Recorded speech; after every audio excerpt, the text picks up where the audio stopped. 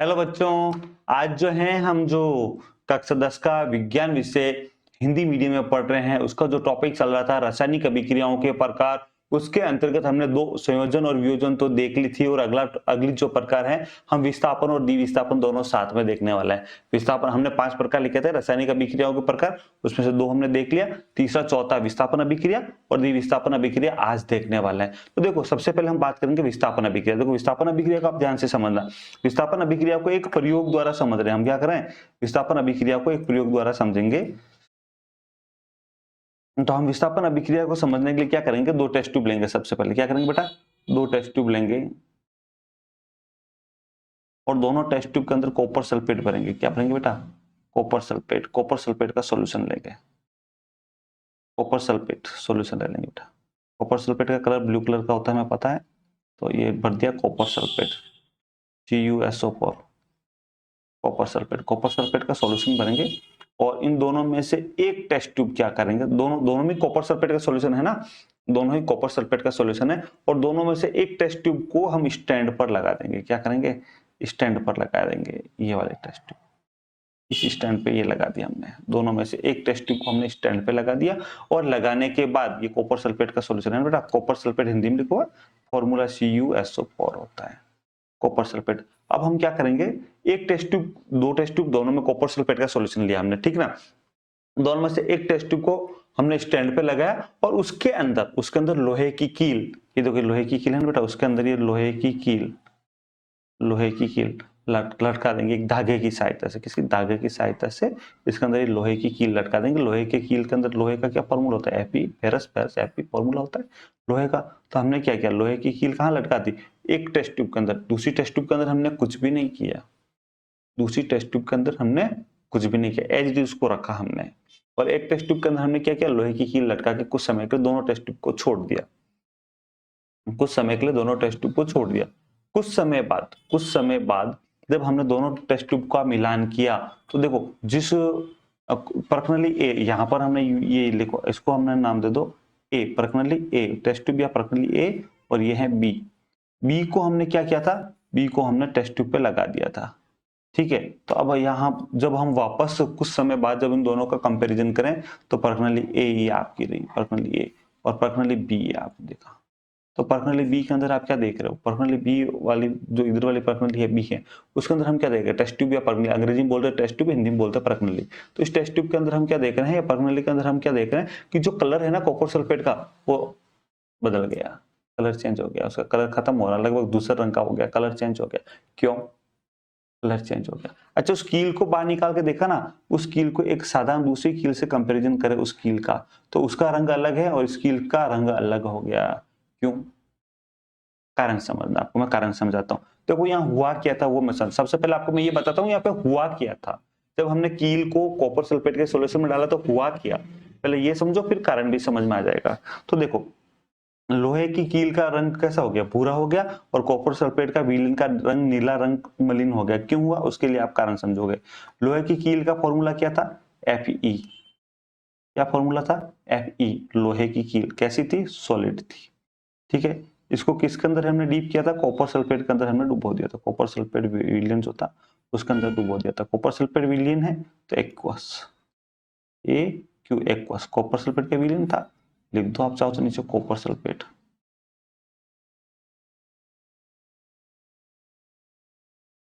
AP के नीचे कील लिख सकते हो, लोहा लिख सकते हो। अब क्या हुआ जब दोनों मिक्स हुई तो वहां पर हुआ क्या? वहां पर एक रिएक्शन टेस्ट ट्यूब या पर्सनल के अंदर एक अभिक्रिया हुई, एक रिएक्शन हुई, एक अभिक्रिया हुई। क्या हुआ कि अभिक्रिया होने से एक नया पदार्थ बन गया। उसके अंदर क्या बना वो समझना।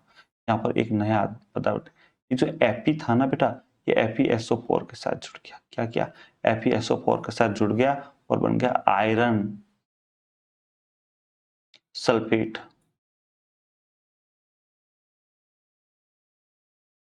ठीक है, आयरन सल्फेट, ठीक है। प्लस कॉपर वहां पर मुक्त हो गया, जो कि कील के ऊपर लग गया। कॉपर यहाँ फ्री हुआ, ये कील के ऊपर जम गया, इसलिए कील का रंग भी बदल गया, भूरा रंग हो गया ये कॉपर। समझ में आ रही है क्या आपको? आपको समझ में आया क्या? क्या हुआ कि लोहे की कील में से लोहा निकला और सल्फेट के साथ। देखो हुआ क्या था, ये जो कॉपर सल्फेट, देखो लोहे के अंदर तो एक ही आयन है, लोहे के अंदर तो ओनली एक ही आयन है Fe, है ना, इसके अंदर तो Fe। जो कॉपर सल्फेट है ना, ये कॉपर सल्फेट दो चीज से मिलकर बना हुआ है, कॉपर और सल्फेट। तो हुआ क्या कि जहां कॉपर लगा था उस कॉपर को लोहे ने आउट कर दिया, इसकी जगह पर Fe लग गया, और जो नया पदार्थ बना वो FeSO4 बन गया। क्या बन गया बेटा? FeSO4। जो पीछे कॉपर आउट हुआ था बाहर निकला, ये कॉपर गया सीधा यहां से और इस लोहे की कील के ऊपर जम गया, इसलिए लोहे की कील का रंग कैसा हो गया? भूरा। और विलेन के अंदर अब क्या बन गया? FeSO4, फेरस सल्फेट बन गया। आयरन सल्फेट बोलो, फेरस सल्फेट बोलो, एक ही बात है, बन गया। ठीक है, तो आप इसमें एक नोट लगा सकते हो, नोट लगाओ आप, या लिख भी सकते हो। इस अभिक्रिया में, जो अभिक्रिया हुई ना, इस अभिक्रिया में आप कॉपी पेन लेके साथ में ही बैठे हैं ना बेटा, ताकि आपके नोट्स भी साथ में बनते जाए। लोहे या आयरन की कील, लोहे, लोहे को आयरन भी बोलते हैं, तो लोहे या आयरन की जो कि कील के अंदर था, लोहा या आयरन जो कि कील के अंदर था, इस अभिक्रिया में लोहा या आयरन या लोहे ने या आयरन ने दूसरे तत्व, दूसरा तत्व कौन सा था? कॉपर। दूसरे तत्व, क्या नाम था दूसरे तत्व का? कॉपर। कॉपर को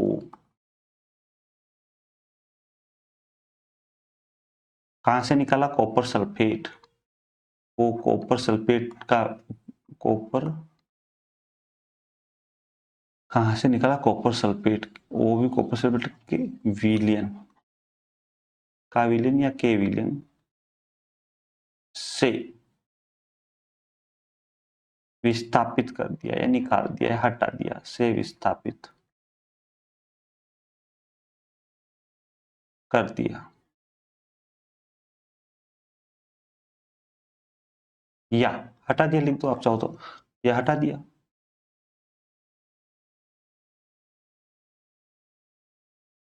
या हटा दिया। ठीक है, तो या तो इसको विस्थापित कर दिया या हटा दिया, तो इस प्रकार की अभिक्रिया को कहेंगे, क्या कहेंगे? इस प्रकार की अभिक्रिया को हम कहेंगे, इस प्रकार की अभिक्रिया को हम, लिख दो इस प्रकार, या इस प्रकार की अभिक्रिया, इस प्रकार की अभिक्रिया को विस्थापन अभिक्रिया कहते हैं। क्या कहते हैं बेटा? विस्थापन, विस्थापन अभिक्रिया कहते हैं।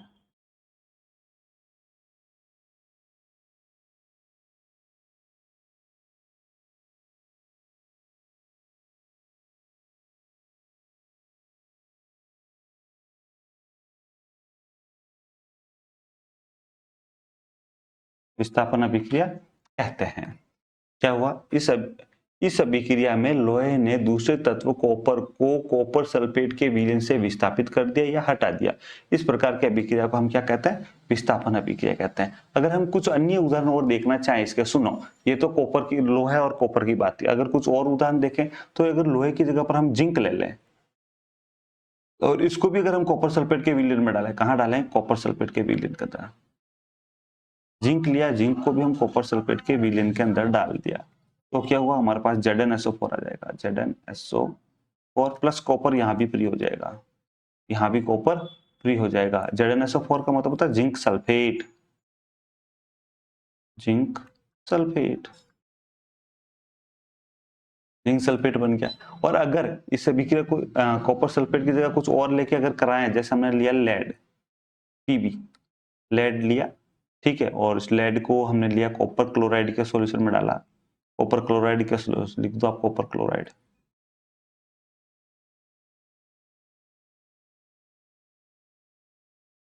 कॉपर क्लोराइड का सॉल्यूशन में जब हमने डाला तो क्या हुआ? तो वहां पे हमें मिला PbCl2,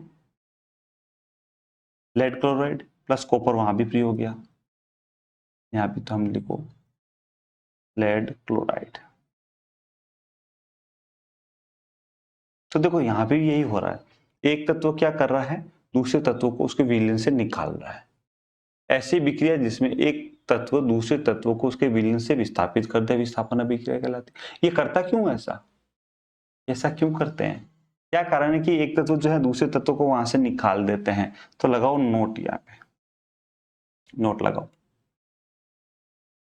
और लिखो जिंक या लेड या लोहा, लोहा या आप आयरन लिख सकते हो, है ना, आयरन लिख सकते हो, या आयरन या फिर कील या आयरन। देखो, चाहे वो जिंक है या लेड या आयरन, जो भी है, ये जो भी है, कॉपर की अपेक्षा, कॉपर की अपेक्षा यानी कॉपर के कंपैरिजन में कॉपर की अपेक्षा क्या है? अधिक क्रियाशील तत्व हैं, की अपेक्षा अधिक क्रियाशील तत्व हैं।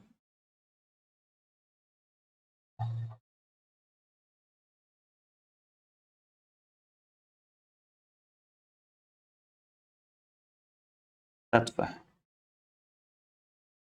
है वे कॉपर को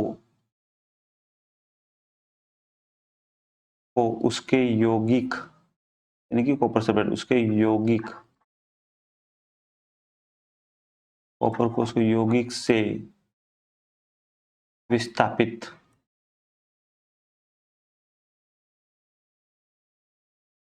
कर देते हैं। देखो समझना इस चीज को, इस चीज को समझना वास्तव में क्या होता है बेटा, समझना कि जो ये जिंक है या लेड है या आयरन जो भी है, ये क्या है, कॉपर से अधिक क्रियाशील है, और जो अधिक क्रियाशील तत्व होता है वो रिएक्शन कर लेता है, कम क्रियाशील होता है वो विलयन से बाहर आ जाता है। नॉर्मली यही होता है। अब ये अधिक क्रियाशील क्यों है ये पढ़ेंगे अब अगले चैप्टर में, अगले में नहीं, अगले से अगले चैप्टर, थर्ड या फोर्थ चैप्टर के अंदर पढ़ेंगे। थर्ड और फोर्थ चैप्टर जब पढ़ेंगे हम, उस समय आपको ये क्लियर हो जाएगा कि ये अधिक क्रियाशील क्यों होते हैं। ठीक है ना बेटा?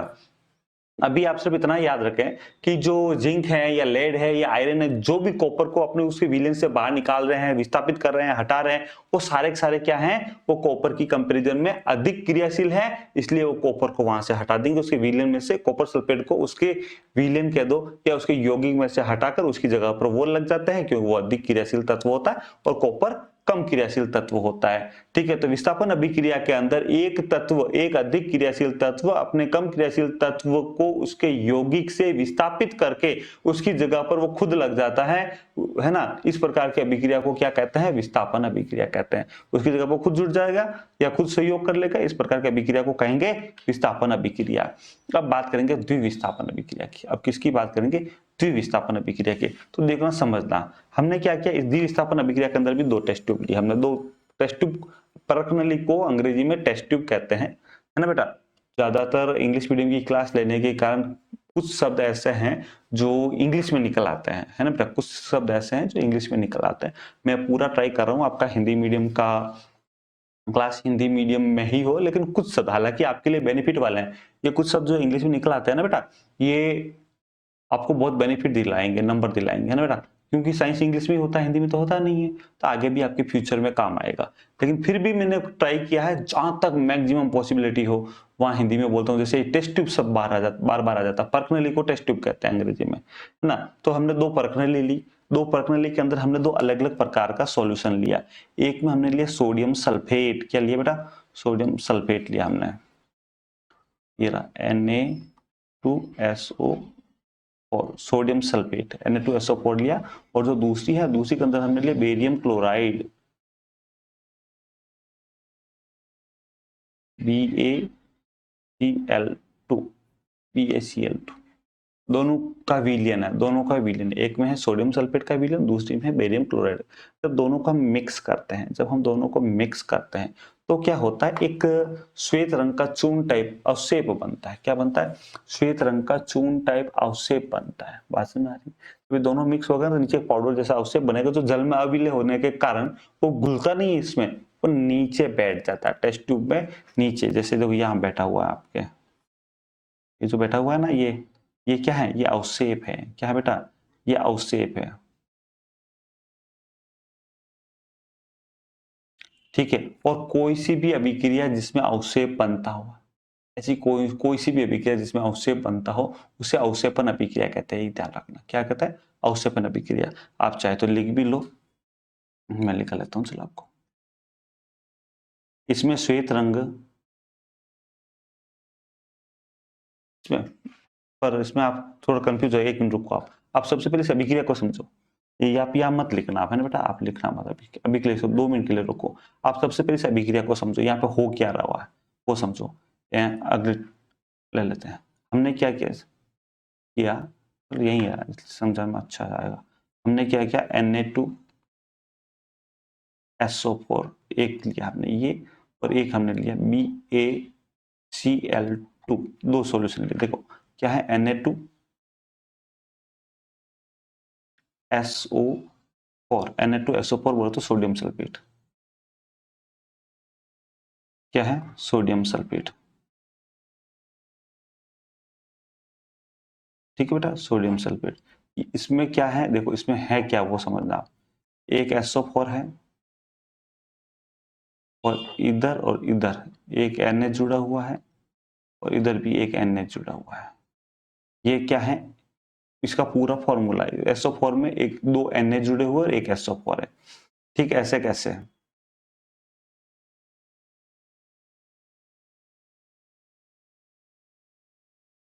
दूसरा क्या था, barium chloride, BaCl2।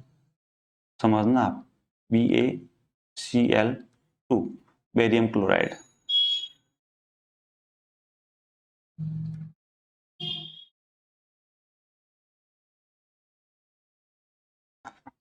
Barium chloride, अगर इसमें कैसा होता है देखना चाहें तो आप देखो, एक बेरियम है और इससे 2 जुड़े हुए हैं क्लोरीन, इससे 2 क्लोरीन जुड़े हुए हैं। क्या है? इससे 2 क्लोरीन जुड़े हुए, एक बेरियम है, बेरियम से 2 क्लोरीन जुड़े हुए हैं। ठीक है बेटा, तो आपने क्या देखा, अभी 2 पदार्थ हमने लिए थे, सोडियम सल्फेट, आप लिख दो, इसके नीचे नाम यहाँ भी लिख देते हैं, सोडियम सल्फेट, और दूसरा है बेरियम क्लोराइड।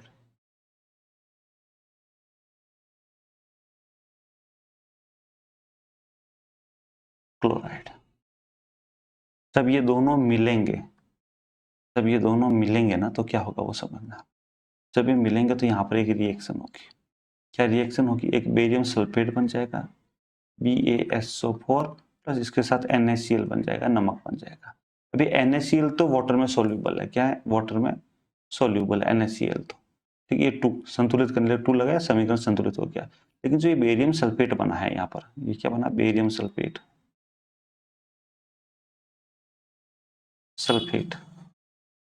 यह विलयन में जल में अघुलनशील है। इस कारण बेरियम सल्फेट का पाउडर बनकर टेस्ट ट्यूब पे नीचे आ जाता है। बेरियम सल्फेट का क्या होता है, पाउडर टेस्ट ट्यूब के नीचे आ जाता है अवक्षेप के रूप में। बेरियम सल्फेट का पाउडर जो है टेस्ट ट्यूब पे नीचे अवक्षेप के रूप में आ जाता है। ठीक है, समझना यहाँ पर हुआ क्या था। जैसे ये अभी आपको मैंने बताया कि सोडियम सल्फेट के अंदर एक सल्फेट है और 2 सोडियम आयन है। ऐसे ऐसे बेरियम सल्फेट के अंदर एक बेरियम है, 2 क्लोराइड है। सोडियम सल्फेट में एक सल्फेट है, 2 सोडियम आयन है। बेरियम क्लोराइड में एक बेरियम है, 2 क्लोराइड आयन है। अब हुआ ये है कि ये जो बेरियम और सल्फेट जो था, इन्होंने रिएक्शन कर लिया अपने आपस में, और जो ये सोडियम और क्लोराइड थे, इन्होंने रिएक्शन कर लिया अपने साथ में। तो NaCl, 2 सोडियम है, 2 क्लोराइड है, तो 2 Na और उसके साथ ही 2 ही Cl है, ये बन गया। और इधर ये एक एक है, तो ये BaSO4 ये बन गया, BaSO4, यानी कि बेरियम सल्फेट। यहाँ पर क्या बन गया, बेरियम सल्फेट। आप चाहो तो लिख भी सकते हो यहाँ पर सल्फेट, ये सोडियम क्लोराइड,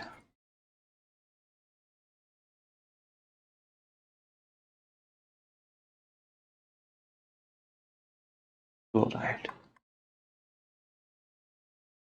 अब जो ये बेरियम सल्फेट है ना बेटा, बेरियम सल्फेट,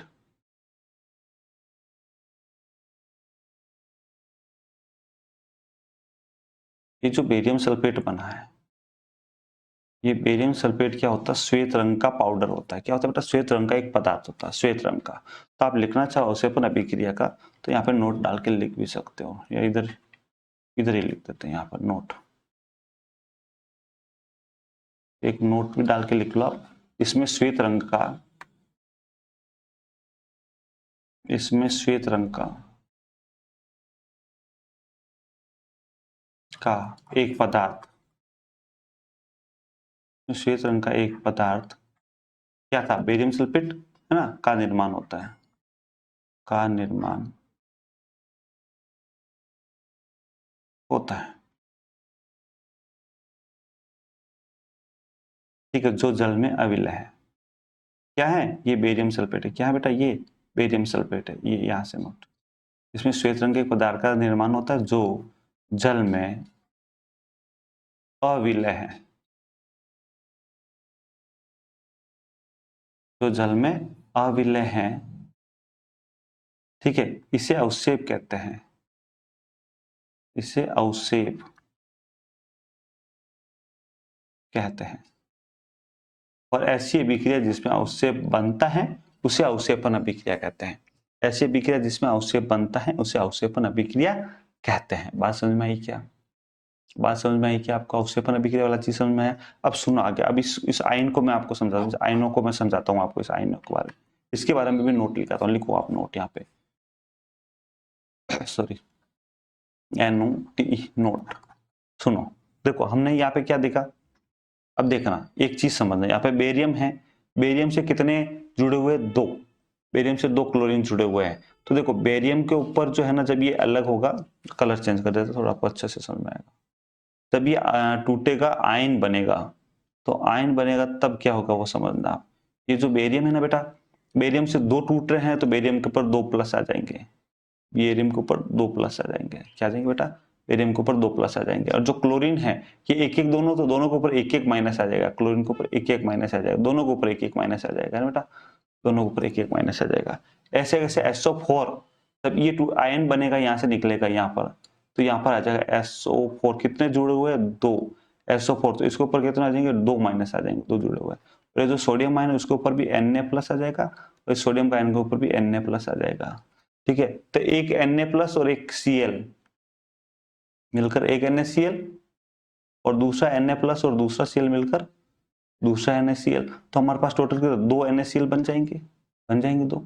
ठीक है, यहाँ पर Ba2 प्लस है और ये SO4 2 माइनस, प्लस माइनस तो खत्म हो जाए, प्लस के 2 और माइनस के 2 आपस में कैंसिल, और बन गया हमारे पास बेरियम सल्फेट का एक। बात समझ में आ रही है क्या आपको, हमारे पास एक बेरियम सल्फेट बन गया। क्यों यहाँ पर -2 क्यों आया, कि यहाँ से दो सोडियम आयन हटे और दोनों प्लस के साथ हटे, तो अभी दोनों प्लस लेके निकले तो पीछे क्या बचे, माइनस, तो SO4 2 माइनस। देखो इसको ज्यादा एक्सप्लेन करूंगा मैं आगे, अभी आप यही समझो, मैं आपको समझाने की दृष्टि से बता रहा हूँ, ऐसा होता नहीं है, मैं आपको समझाने के लिए बता रहा हूँ, आप इस ढंग से समझ सकते हैं, है ना, इस ढंग से समझ सकते हैं। तो यहाँ पर होता भी लगभग ऐसा ऐसा ही है, होता नहीं क्या, होता भी लगभग ऐसा ही है, लगभग लगभग, इसको थोड़ा एक्सप्लेन करेंगे। लेकिन अभी आप इतना समझो, सल्फेट आयन से दो सोडियम आयन निकले हैं तो उसके ऊपर दो माइनस आ गए।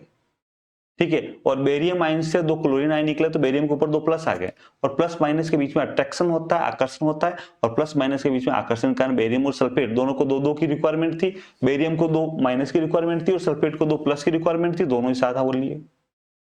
सोडियम को एक, सोडियम के ऊपर एक प्लस है तो उसको एक माइनस की रिक्वायरमेंट थी, एक सोडियम और एक क्लोरीन, दूसरा सोडियम और दूसरा क्लोरीन साथ हो लिए। बात समझ में आ रही ना, तो प्लस और माइनस, प्लस की और माइनस जाता है, दोनों मिलकर उदासीन हो जाते हैं ना बेटा, तो ऐसा हुआ। अगर अब भी समझ में ना आए तो कमेंट में डालना, मैं आपको दोबारा समझा दूंगा। क्या समझ में आ गया आपको, तो लिखो अब आप इसमें आके नोट लगाओ, इसके अंदर समझ में आगे लिखो, बेरियम आयन, बेरियम कितना था, 2 प्लस था ना बेटा, +2 प्लस 2 भी, तथा सल्फेट, तथा सल्फेट SO4 2 माइनस की अभिक्रिया से, ये NCERT की लाइनें हैं, ये अभिक्रिया से क्या बना बताओ, BaSO4, BaSO4, barium sulphate, BaSO4 का, उससे बेरियम सल्फेट का अवक्षेप का निर्माण हुआ,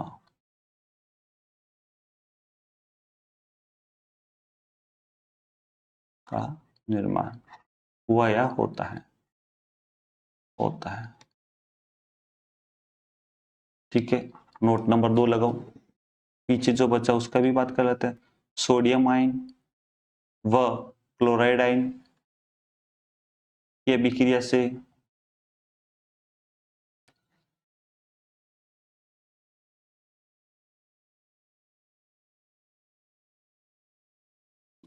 से NaCl का निर्माण होता है।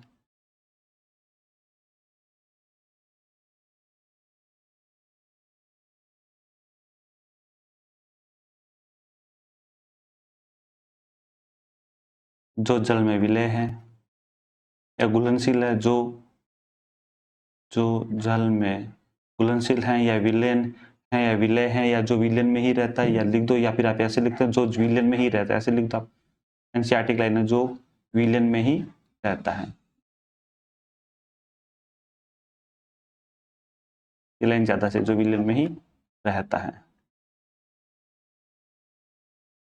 ठीक है, अब यहां पर आप बड़ा नोट लो, वापस जो मेन चीज लिखनी वो समझो आप, नोट वो समझना आप।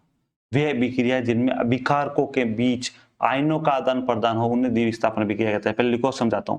वे अभिक्रियाएं, आप लिखो फिर समझाता हूं आपको। वे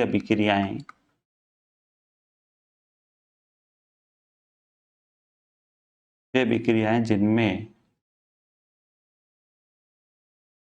अभिकारकों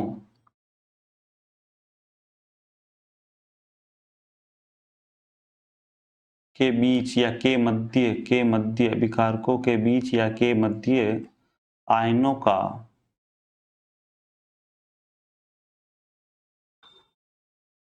आदान प्रदान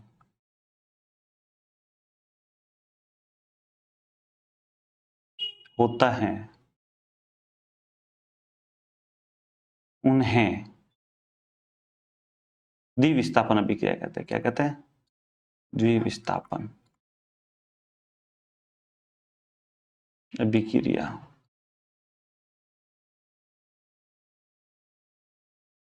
कहते हैं। बात समझ में आई कि आप समझना इस चीज को। हमने अभी देखा, हमने क्या देखा कि बेरियम के पास एक बेरियम का आयन हो गया, एक क्लोरीन का आयन हो गया। तो हमारे पास दो पदार्थ थे, एक दो विलयन थे, एक सोडियम सल्फेट का, एक बेरियम क्लोराइड का। सोडियम सल्फेट से आयन बना, एक तो सल्फेट आयन, एक सोडियम आयन। ठीक है, सल्फेट आयन और सोडियम आयन। तो सोडियम आयन तो चला गया क्लोरीन आयन के साथ, और सोडियम आयन तो चला गया क्लोरीन आयन के साथ, और जो सल्फेट आयन था उसने बेरियम आयन ले लिया। तो आप देखो दोनों के बीच आयनों का आदान प्रदान हो रहा। जो सोडियम सल्फेट जो था, इसमें से सल्फेट आयन रह गया यहाँ पर, और इसके साथ इस Bl से ये Ba आ गया, यहाँ पर जुड़ गया, और यहाँ पे जुड़ के एक आयन आ गया Ba। अच्छा, ये Cl जो है, ये Cl तो रह गया यहीं पे, और इसके साथ ये सोडियम आकर जुड़ गया, ये सोडियम आकर Cl2 साथ जुड़ गया, और दोनों मिलकर बना दिया NaCl। और कितने दो है, तो ये लो दो NaCl बन गए। तो आयनों का आदान प्रदान हो रहा है दोनों विलयनों को मध्य। ठीक है, अच्छा, जो अभिक्रिया हमने लिखी यहाँ पे देखना आप, यहाँ अभी की अभिक्रिया हम देखो, जो इस साइड वाले हैं, हम अभी तो हमें पता है इनको अभिकारक कहते हैं, हम समझ चुके हैं इस चीज को अच्छी तरह। इनको अभिकारक कहते हैं। क्या कहते हैं? अभिकारक। और इधर जो है इनको बोलते हैं उत्पाद। तो अभिकारक, ये अभिकारक नंबर 1, ये अभिकारक नंबर 2। ऐसी अभिक्रिया जिसमें अभिकारकों के मध्य आयनों का आदान प्रदान हो, ऐसी अभिक्रियाएं जिनमें अभिकारकों के मध्य आयनों का आदान प्रदान हो, उसे क्या कहते हैं? द्विविस्थापन अभिक्रिया कहते हैं। ठीक है, अगर आपको ये चीज समझ में आई है तो आप वीडियो को लाइक करें, चैनल को सब्सक्राइब करें, और अपने फ्रेंड के साथ भी शेयर करें। ठीक है, अगर आपको लगता है कि कुछ क्वेश्चन हैं आपके, आप कमेंट में लिखें, हम उसका जवाब दे देंगे। या जो स्पेशल संडे को हम क्लास लेके आएंगे क्वेश्चन आंसर की, ठीक है ना, उस क्वेश्चन आंसर की क्लास के अंदर आपके क्वेश्चन का जवाब दे देंगे। तो चलो मिलते हैं नेक्स्ट क्लास के अंदर।